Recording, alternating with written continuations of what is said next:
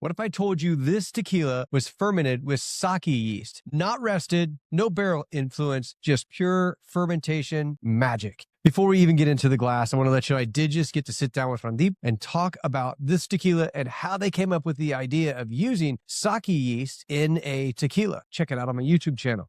This Romari Blanco is made at NOM 1414 by Sergio Cruz, master distiller. They're using Highland agaves. They're being cooked in the stone ovens here at NOM 1414. And one of the cool things about this distillery that I've only seen here is you can walk into the front and see the agave that's just cooked in there as they're letting it cool. But you also can go upstairs on top of the stone ovens and you can look down into this roof vent that they take off to help the agave cool quicker. In fact, you'll see in the picture, there's even a fan that's blowing down in there to blow some cool air to cool the agaves a little bit quicker. From there, they're going into their multi-pass roller mill. And as they're going through that roller mill, water's being pushed down onto the agave, and that helps flush those sugars out. They're going into underground lines, and from there, being pumped into giant stainless steel tanks. And in those tanks, that's where the magic happens that's so much different for this tequila. Instead of wild fermentation or champagne yeast or some of the other things that people have done at 1414, Sergio had the idea of trying just straight sake yeast. They put it in there, they let it ferment, and it came out magical. They put it through their twice distilled copper pots, and boom, you have this awesome tequila that has such a different profile than any other tequila that I've had from NOM 1414. All right, let's get this in a glass. I did do a review of the Reposado, which was fantastic. Now we're going to get the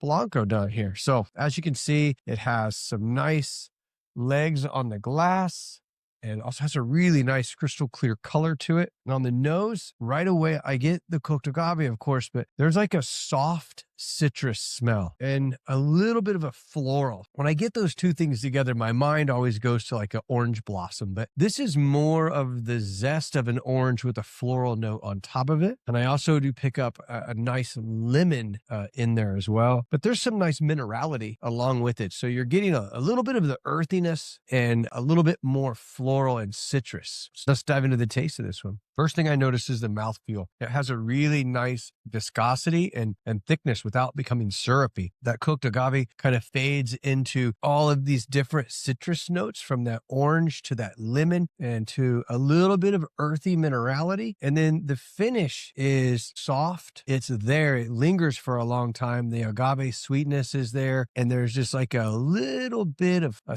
very, very subtle heat and lime. This should be on your shelf. This tequila it's a banger. It's got such a different profile and so easy to drink that I think everyone should have one of these on their shelf. Thanks. Have a fantastic night and a happy new year.